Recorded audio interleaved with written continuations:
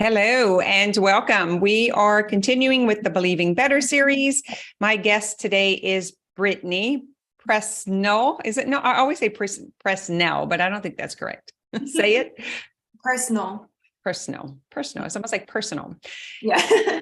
We are talking about her experience with using the self-healing model and how her life has changed in the past 3 years, 2 to 3 years. Mm-hmm.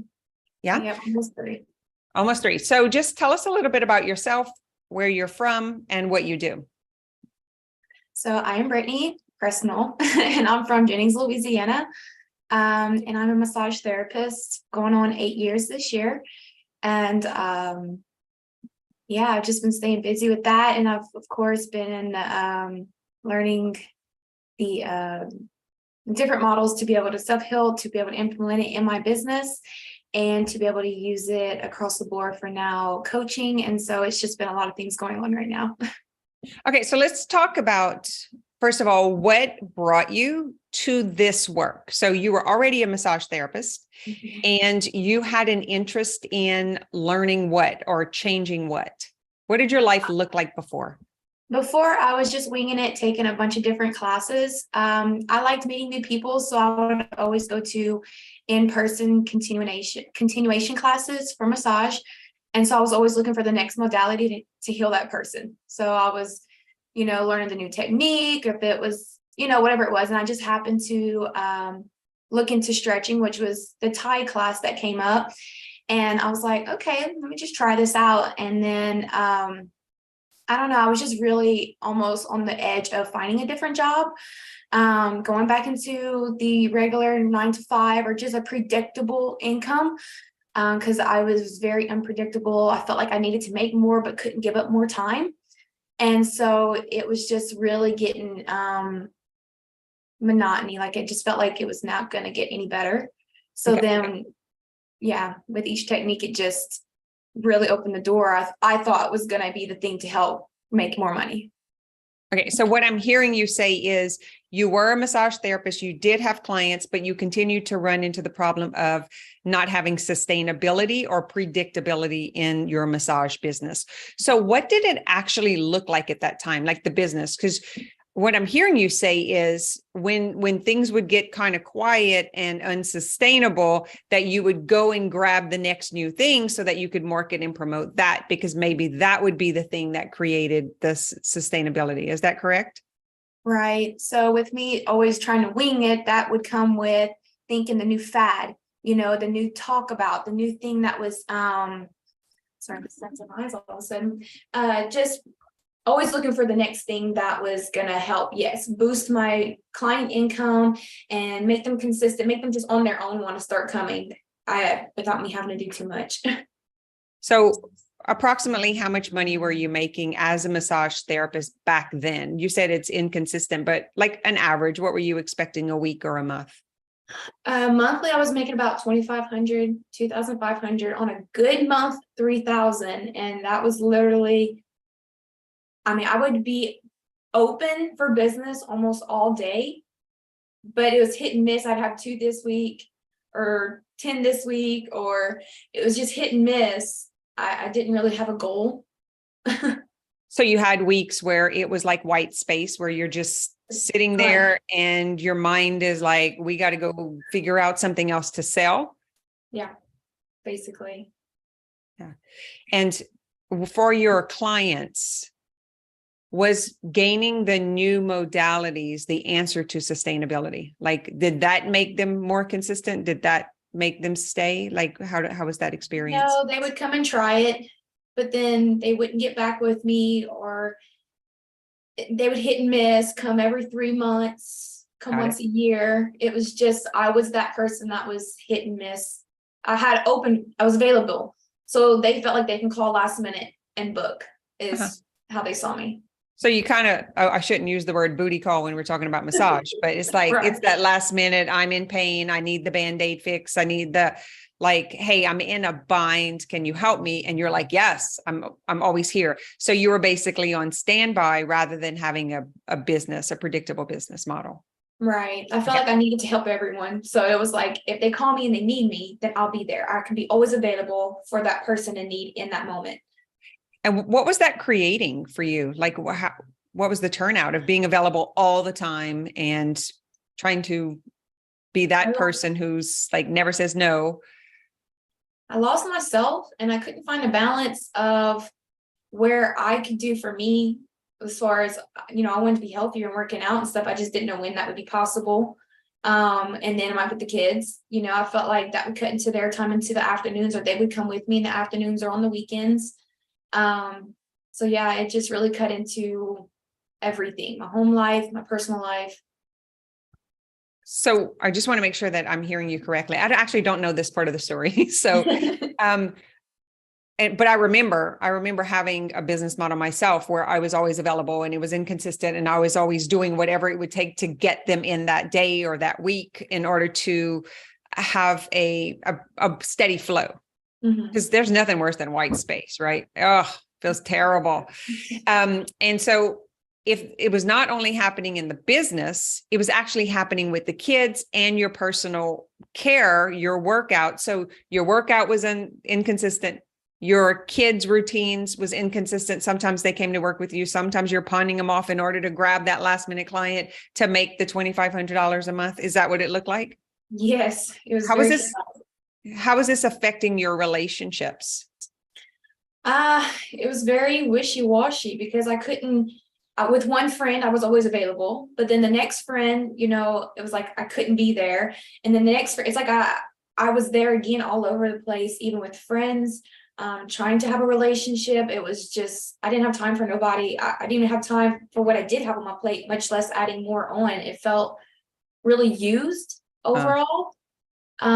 Because yes, I know now I was creating it, but I didn't see where I was allowing myself to be used in that way. So it's just how it was. It's just the nature of the business to you. That's that's what it is to be a massage therapist. Yep. Where did you get that idea from? Is that's how you were supposed to be doing it? My parents always raised us with, they worked first. Work was always first. And they did the same with us. We helped them in order to pay our tuition at the Christian school. We would help clean the gyms on the weekends, after the basketball games, before church, after church. We were very much involved in all of that with them. So between staying busy with school, sports, cleaning, being very responsible for a lot of those things, then carried on into, adulthood. Once I had kids, I just kept moving in that direction of just putting everything on top of what you're already doing. I actually love that. Like, there's a lot about, you know me well enough to know I do love the all of us being personally responsible, but I'm curious how that felt for you, that you were always available and you always were on top of your game and your doors were always open, and then you were still getting this inconsistency. I felt like I put myself on this pedestal that I wasn't allowed to step off of. So from the outside, it looked like I had it all together. But in the inside and at home, I was very miserable. And I really didn't have no true connection to anyone because I wasn't truly myself for anyone. So I was, I guess you can say a chameleon, but I really don't think I fit in really well. I just kind of bounced around and looked like the person who's productive and had her shit together. And deep down, I really didn't feel like I did. I didn't feel like I was really doing it for myself, because I kept leaving myself out. And so how come I have to keep giving to everyone, when I was doing it for, what I'm saying? Like, I see where I see it now, but then it was very alone. Like, I was very alone, and that I was just being used constantly, rather than them seeing what I should be doing different and them saying, oh, no, you're busy with the kids. Go ahead and take that time off. I was expecting them to do that for me, but I was available. Mm-hmm. So there's a lot of dissonance between, like, I need to not look like I'm failing, like I've got my shit together and that I'm doing really well, because then more people are going to want me. But then it wasn't real. It wasn't even real. So they actually can't find us when we're not being ourselves, when we are being fakes or pretending or hiding the shame. Then we're so disconnected from ourselves that we actually can't attract more clients. Right. But we keep doing the thing that we were told to do.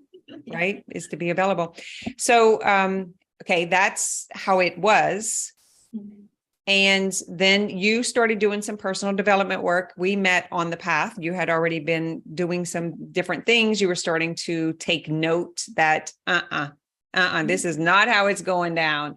Something's got to change for me, for my business, for my kids, for my relationship. So tell me a little bit about that. What was the awakening moment of not going to keep doing this anymore? I think I had just been struggling for so long, feeling so heavy, and like no matter what I tried, different groups, if it was from online to in person, it just felt like I never had a true connection with anyone, much less myself. Like I still felt like I'm good around these people, but when I would go home, I was still like very alone. And I remember saying that out loud, and my daughter even said, "But Mama, we're here." And I'm like, why do I feel like I'm so alone, but yet I still have my little people with me? And like it just started clicking. I'm like, how come these people are like single or alone and they're just traveling the world and enjoying it? And I'm like, and I have everyone around. Like I have a good little family that's always there to support me and stuff, but I still felt so alone. So it's like, how, like, I don't know, I just saw people just really enjoying themselves, and I wanted what everybody else had. I never, or didn't have it within myself. And I was just finally like, I'm tired of this. I will do whatever it takes to do something different, because obviously this isn't working. And I'm tired of being angry, and I'm tired of my kids getting it. Like they were getting the worst part of me, of being angry and frustrated and not connected. I didn't even see them as little people with me. And so it was like, how can I value them in my life rather than waiting for the day that they're gone out of my life? And then I'm going to regret all that. And I didn't want to live in regret. I've heard a lot of like people talking to me and telling me like how, try to take advantage of this time. They're so young. And I really do take that into heart, but I didn't know what to do with it. And so whenever I finally started hearing something different, like whenever you were talking at that CE class, I'm like, what is this? Like, I don't know what this is, but I need more of it, because I had been searching for it so I've then moved away, hours away, looking for just any kind of connection. And then walking through this, I'm like, wait a minute, like this is empowerment on myself. This is me being able to be happy with me where I am. So it was just like, I don't know, just finally seeing something was different out there where I've been searching.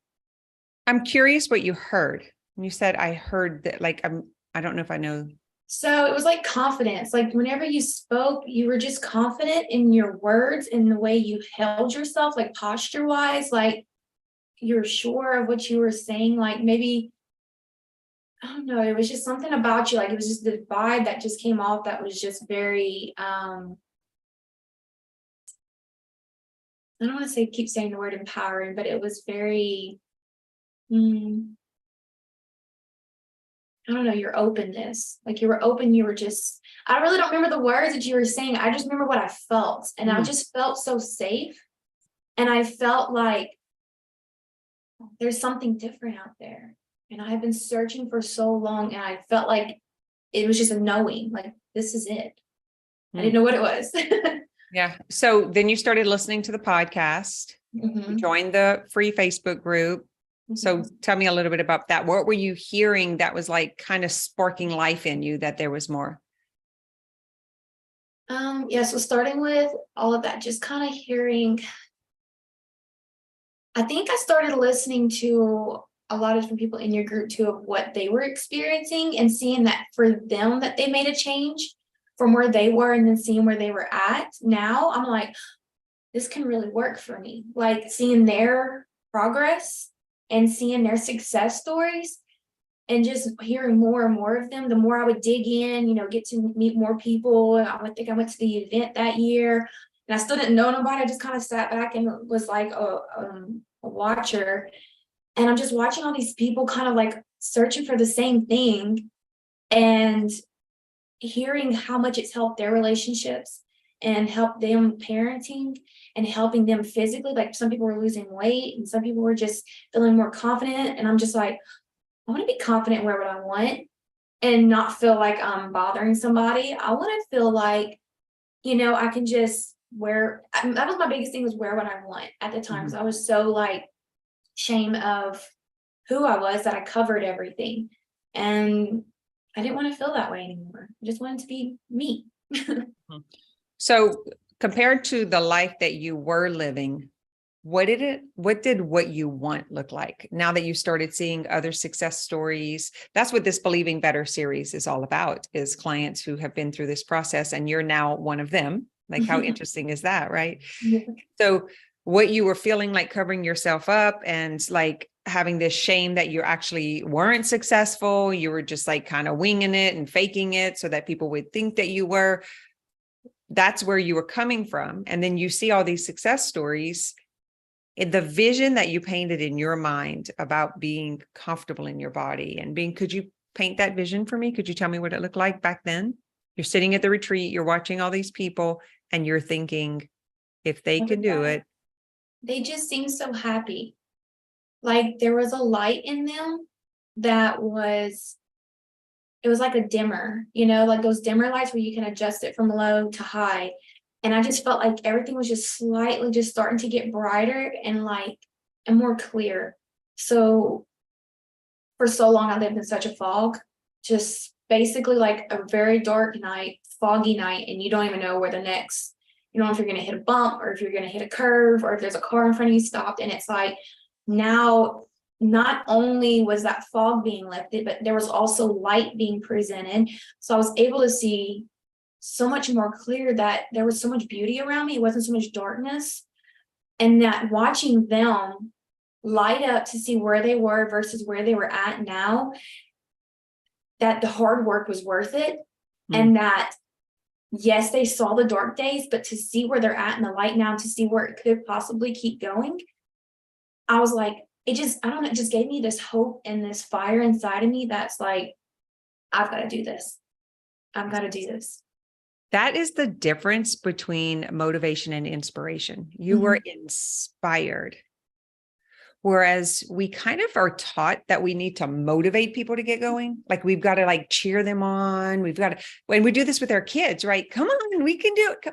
And it's actually not what works, because inspiration sparks the potential that's in us. Whereas motivation leads from the mind and tries to convince like the thought process and the brain and and it doesn't work because it doesn't light that spark up. So I love that you're saying that. And for those who are familiar with human design, Brittany is a 6'2". And when I pulled her chart, which the first time we met, I pulled a chart on everyone.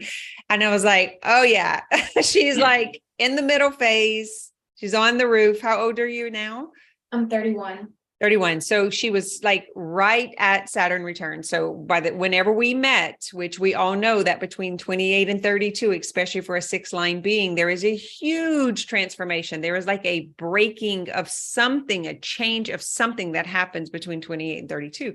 And so I'm grateful to be a part of your process as you moved through that. And it's really interesting that we find wherever we need to be. Like, what if we could just trust that we always find where we need to be for the next, even though we don't know what it looks like?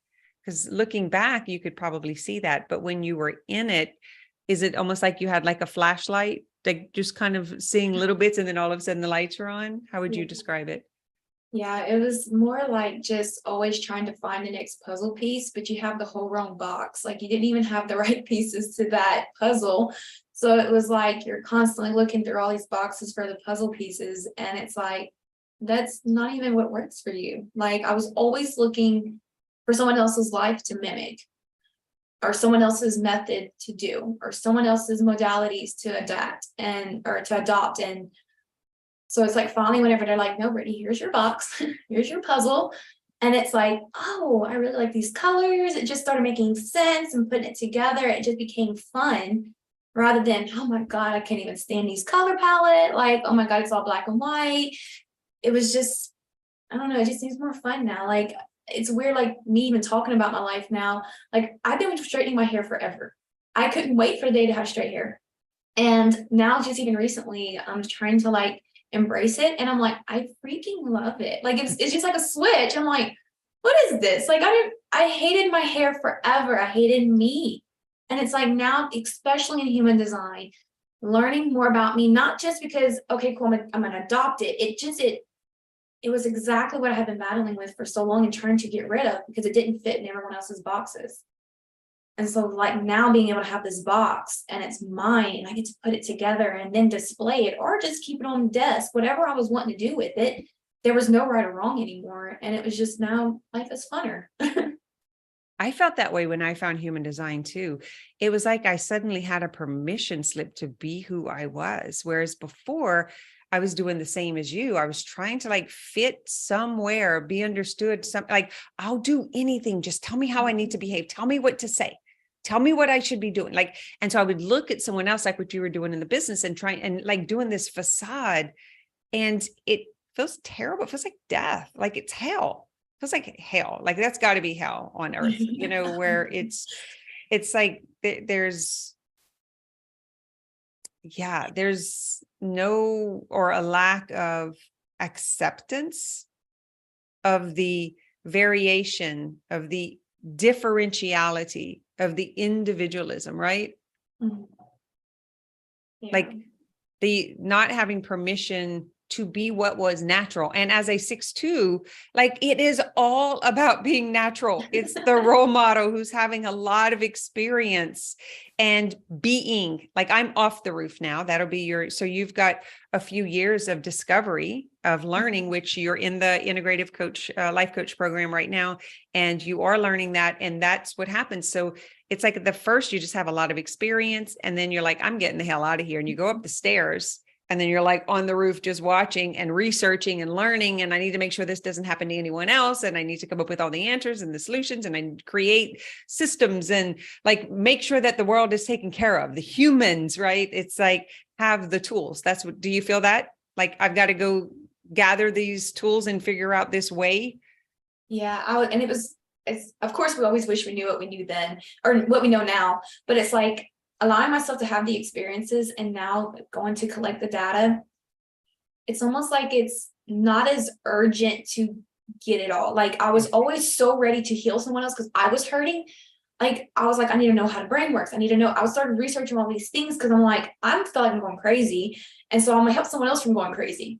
I didn't even know how to do it yet. Like, and I was ready to just serve someone else because this burning passion was inside of me rather than just kind of sitting in, you know, the lazy river and just let it take me. It's really rocky. It's really rough, but just accumulating all that stuff to be able to carry it over, especially now that where I'm at and I'm kind of don't feel that urgency anymore. I still have that burning passion, but now I know that it gets sloppy when you get out of alignment or you're trying to do it too fast. It's like a paint job. Like if you're trying to paint your walls, you're going to splatter that stuff everywhere. It's on the floor and everything.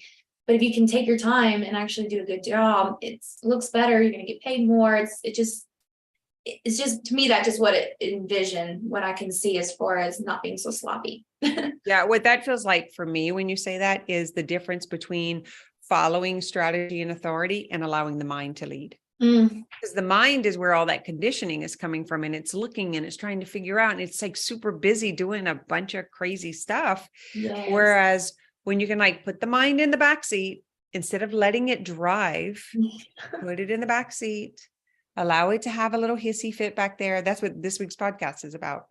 And then it's like, okay, now I am the vehicle, I am the car, but my mind doesn't get to lead it. Mm-hmm. And so that's what reminds me of when you're describing that. It requires a very deep trust. Oh yeah. Like, cause I didn't trust anything I said or did because I knew somebody was doing it better than me and they had their stuff together and I didn't. So it was constantly trying to keep up, constantly trying to stay in the game. And I'm like, like now I really don't even feel like there could be a game, but it doesn't feel like there's so much of an involvement to make sure everyone's watching, making sure everyone's on cue, making sure like I was controlling everything and it was exhausting because nobody was doing what they were supposed to do. And if they would have just listened to me, but I can't change anyone. And that has been so nice to kind of take that off my shoulders because I carried it not for just my clients, but for my family, for my kids, for my boyfriend, for my parents, my brother, like everyone. I controlled every situation, which then made it more hectic. But in my mind, it was controlling and it was working. Yeah, the mind is so excited when it thinks it can control something. Yeah. So let's get, so that's where you were. So then you found Self-Healing Masters, you joined Self-Healing Masters, which is a membership for practicing being your authentic self. Like we use Gene Keys, human design, and an integrative approach to access the potential that's already inside of you. And then this is the place to practice and to get coaching. How has that changed things on your path? Because that was your first step, is joining Self-Healing Masters. Yeah, so once I joined, I really didn't know what I was joining. I was just like, I'm in. And so once I started really listening in, they had the calls and stuff. And I think at the time it was just the Wednesdays. And I would get on, I would listen, but I was also like so tired of so much that I just started like opening up almost immediately. But I really thought my story was going to stand out from everyone else's. Like I really thought I was going to be the one that's like, wow, this is a bit much. She's got a lot going on. And I don't know, so I would always prevent any problem. And I really got addicted to the whole like aha moments. And then I remember there was this one point where it was just kind of like, because I was still searching and like just always reaching out, but not really honing in on anything yet. And then all of a sudden it's like, I forget who it was that was like, just be. And I'm like, no, but I got a problem to solve. And they're like, no, just be. And so it's like someone holding that space for me was like, hey, you in your drama, you in your stuff. Let's go ahead and get out of this, because you're now just swimming in it. And it was kind of like, you're right. I didn't know what that meant, but I knew it was like freeing to finally say, oh, I don't need to sit in this. And I knew I didn't want to. So to have a space and a container, not only the coach, but to have like the Facebook group to keep going back to, and to have, if you were to celebrate something, or if you were in the middle of something, needed somewhere just to post. I remember so many times like writing something out, and then I'm like, oh my God, this sounds really dramatic. Like this is a lot of drama on one thing, but to have sort of somewhere safe to put that, and no one judging back on like, oh, she's a little bit out there. Like we can't, have her in our prayer team. We can't, like it was kind of like I was able to just say what I had to say and then not be judged by it. And it's like, okay, is that really how you want to feel? And I'm like, well, no. Like, okay, well, what can we do? And it was like, this is way less abrupt than what I was expecting. So it was just a really safe, it took time, but it was a really safe space to start opening up, and I don't know, just getting to be myself authentically and learn more about myself, and being okay with the way I do things. Like I'm a multi-passionate, and now I'm trying to go into the role model stage. I'm just like, it was heavy at first, but then now it's like, look where you've come from. You're doing so good. And it's like, I don't know, I'm just enjoying it more. Like it's been that space. So that's the personal part. What about the business part? Because you joined eSchool and you want stability. So you had stability in your life that was happening in your relationships. And then you joined eSchool so that you can make more money, help more people, create more impact. So how has that changed what's going on in your business? So you started off inconsistently, a lot of white space, pretending like you were successful, making $2,000 to $3,000 a month. Where are you now? So I now am hitting between 5,000 and 6,000. I haven't hit the 6 yet, but between 46 and 56, you can say. And I actually don't have as much white space of even openings. I am more honed in on the time and the times that I would like to work, and really staying true to that. Like rather than always saying yes, really, these are the times I have open. And sticking to it, I have been able to be more predictable and more demand of it. Like my space, like people understand that time is limited on my, spots are limited. So they really, I have way less no shows. I have way less cancellations. And I played with my time a lot at first, because I was like trying to figure out what I wanted to do, because I still wanted to work out. So now, I get to work out in the mornings, then go to work my hours. I set up, babysitter on certain days and stuck to it, rather than, well, if I don't have nobody, I'll go in. No, I stuck to it. This is what time they pick them up. This is what time I get home.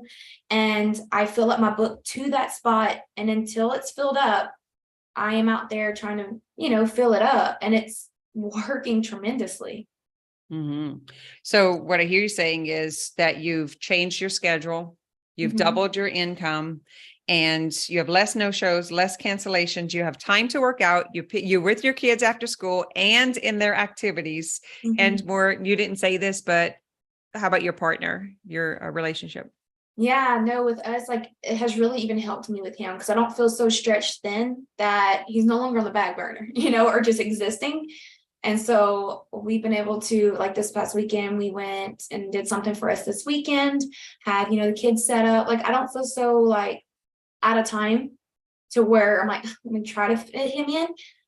Like now I can have him in, and he's also being inspired to go out on his own, even with work. And it's just, I'm really starting to enjoy this part. Like we really never had much of a connection, like a true connection before. And now, like, cause he'll even ask me sometimes, like, whenever he was spinning, like he comes to me now. And so whenever I say something, it's not like I'm demanding of him or telling him what to do. Like I now come from a different position of what if, I wonder what, and he's just kind of like, it lets him think. And so I'm not controlling it. And it's really allowed him to be himself because I want to be myself, right? And I feel like we're able to just be ourselves around each other and have more fun and laughter. It's not so serious all the time. And I don't know, it just feels a lot lighter in the relationship as well. It was heavy at first because we were totally in it for the wrong reasons. And now I'm not always draining from him. Like I was always wanting so much attention from him because I felt like he was giving to everyone else but me. And then I was doing the same thing. So we were both super separated, a huge wedge between us. Yeah, it sounds like you have a partnership now that is helping with personal development from both sides. And that within itself, just the intimacy, allowing someone to see into you and not trying to change them and trying to make them wrong and trying to make them better and instead of like, hey, you need to grow and we need to improve you. It's like, hey, do you want to do this together? Like, because we've got, kids here and we've got my job, we've got you wanting to start your own job, and we're actually on the same team now. Well, it's no longer like telling him what he should do to make it work for us. It was literally just like stepping back. And I would set my schedule. So he would always, he would say like, well, when I go on my own, like it's going to get busy. I said, okay, but we still have things, like I still have events that I go to. I still like to have off on the weekends. And, there's some evenings that I would like for you to get home earlier than me. So to relieve your parents or whatever, that way we can have this. And he was like, yeah, but before I wouldn't have said anything, and I'd just been mad for the first time. He'd have like not been ready for I'd have set him up for failure. Where now, like I have a clear communication with him, and even though if he gets upset or he takes it wrong, we've been doing it over and over for so long now, he doesn't take it that way anymore. He just sees it as, okay, well, he's coming to me with what he's wanting to do. So can I can come to him and say, hey, I'm also a business owner who loves to work and be there for my clients, and I have these set hours. I'm not changing that now because you're into your business. Let's still make it work for us. And he's like, oh yeah, okay. It's communication, but it was how I was doing it before. I was very straightforward and like, no, you need to take off. Here's the dates. Enough's enough. Why do you keep doing this to me? Like I always do for everyone and you never do, like all the poor things, poor thing, all the things I was Miss Bossy Pants, right? Yes.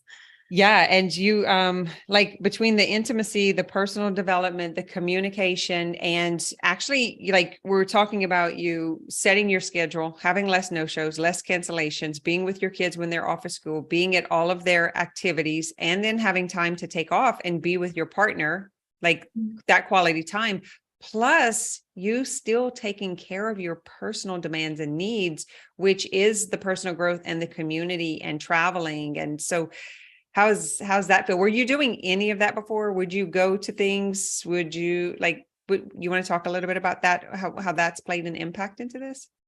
Yeah, I would try to do things, but like even with my church, I went through like some class and then it had like an event that week. And I remember it was like maybe $80 or something for the ticket for the weekend. And I was like, oh, I don't have the money. I don't have the time. Who's going to watch the kids?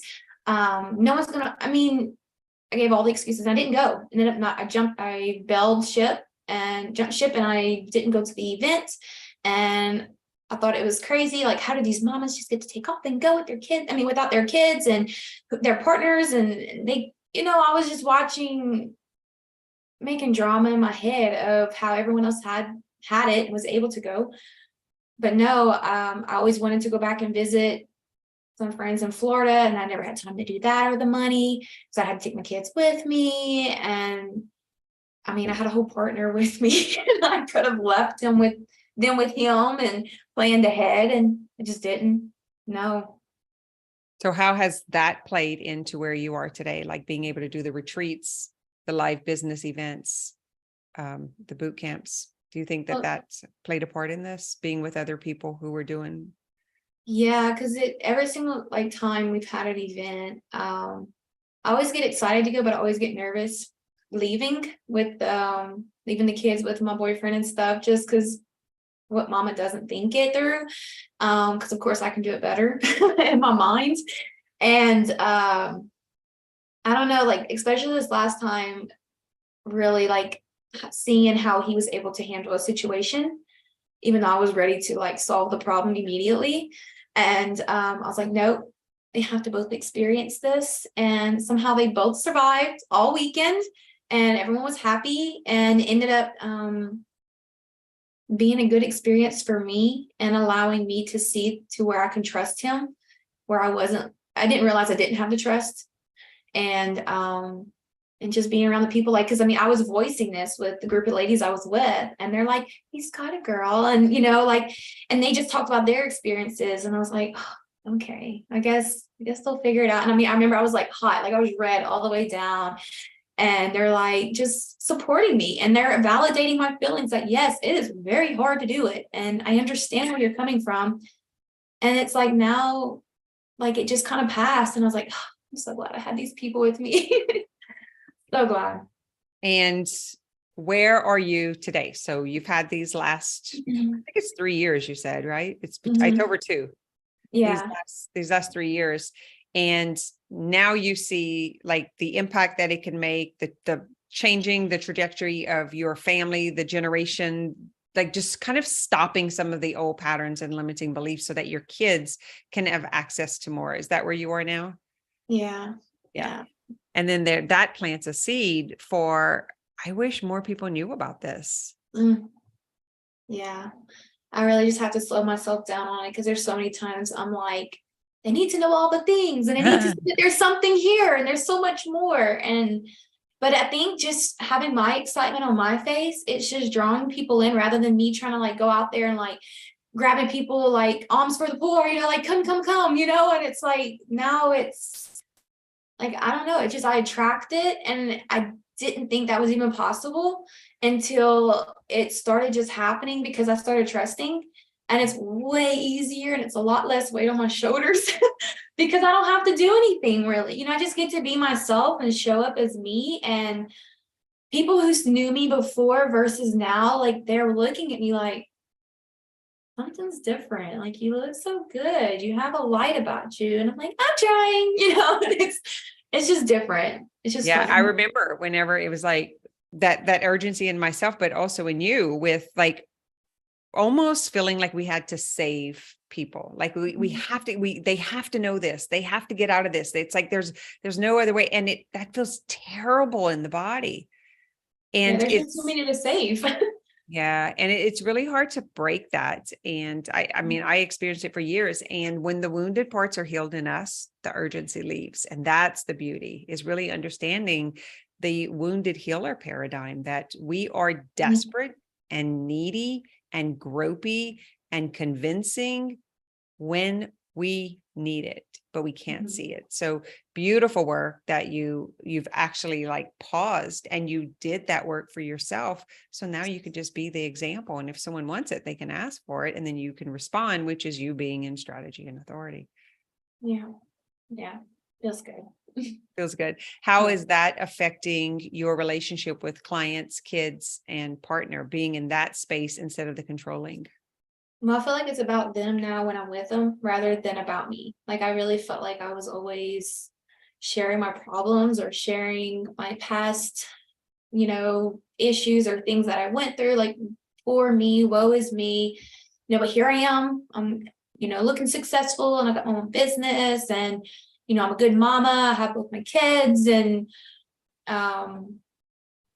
like, I don't know, it was just that always, I don't know, I felt like, like they say the wounded healer, I always just like imagine myself like just bleeding all over everyone else, and I'm not even healed. And they feel that, like they're not going to tell you a lot of times, or they just don't come back. But like I feel like they're more family now, and it's like they're here for me, and I'm able to take my, knowing of how I can help them. And I'm way more confident, and I have helped way more people having longer, better results, because like now I'm able to say, I know you're looking for this, but I really can see where this can benefit you. And this is going to help so much. And if it doesn't, it's not something you like, we can totally go back. Everyone has switched. Everyone has like, oh no, I'm in your hands, and it feels really good to have confidence in myself to do that, because I do know I can help people with what I have. And before, it was just kind of like I can help people with what they think they want. And I don't know, it just feels better, especially my clients. And then with my kids, like I'm able to, like, rather than them being mad and them messing up my day, I can hold my emotions together and not take things so personal and be there for them, because they're just having a really crappy day. Like they just can't see it forward like I can see it. Or even with my boyfriend, like there's a lot of things that are going on with him. It's scarcity and different things like that. And it's like I can understand where he's coming from and just hold the space for him. And rather than always like, oh, here we are with another problem with your stuff, and then, oh, you got a bad day, oh, you're hurting, huh? I'm like, I'm not hurting. And it's, yeah, it was always about me. Love it. So last question is, so where do you see yourself now? Like, what is your future looking like? What are you, like, we know where you were, and now you're in this calm, confident state, which is the thing that you saw that inspired you, and you've now gotten. What now? So you still have your massage business, you're in coach training. What do you see for yourself? I see myself, it's kind of hard, I haven't really put a picture on it, because it's like I'm integrating the coaching in with my massaging. And like I always felt like I said, like my clients were like a family member, or like they're close to my heart now. And to know that not only can I like fix the external, but I can give them an option, or even lead them to having some self, like inner things that help them just trust themselves and trust and listen to their body, where they can come in and have the knowledge as far as like, I know my neck and shoulders are so tight. Like I feel like there's just so much on my shoulders. And like, rather than a massage, maybe they want to sit and talk about it and get that out, rather than having that safe place, not just in my office, but just with me. And like, I just want to do the same for my kids, where I'm the safe parent that they can come to when things are rough. I mean, they're getting older and it gets harder and it gets tougher. And, I just want to be able to still hold that space for them and just stay in that calm state. I always wanted to be the nurturing mama, because I didn't feel like I was always just so mad and angry, where now I feel like I can be the nurturing mom and nurture their feelings and their existence and who they are. And I don't know, just be the container for clients, for my kids, for my boyfriend. And I don't know, just enjoy the life, enjoy it so much more than I ever have. And let the finances come in, right? Instead of Yeah, like they're already coming in. So good. Yeah. So, and you're helping moms get fit and prioritize time so that they can be better parents, better business owners, better employees. Is that correct? Better partners? Yes. Yes. Yeah. All right. So we will link how they can contact you below, and you'll be able to share this. Is there anything I didn't ask you that you would like to express or share about what you're doing, where you've been, maybe what you wanted to hear? Anything that we missed? Nothing that's really popping up right now. I think we covered quite a bit, some different things. You're so calm. I am calm. weird. Does it still feel weird? Are you still trying to acclimate to this? Like, what is this? Why am I not freaking out? Why? Like, I remember Like, I feel like sometimes like I'll go to like freak out and I'm like, wait, why am I doing this? And so then I'll calm down, but I'm like, this, okay, what do I do then? Like, it's weird. Yeah, it's still very weird. Yeah. It's so much lighter and Mhm. funner, as you said. All Yeah. right. Well, we'll put the link below. So if you want to contact Brittany, if you are a mom that has been struggling to prioritize your time and your health so that you can be personally responsible, happier, and not so much trying to control everyone and everything else, then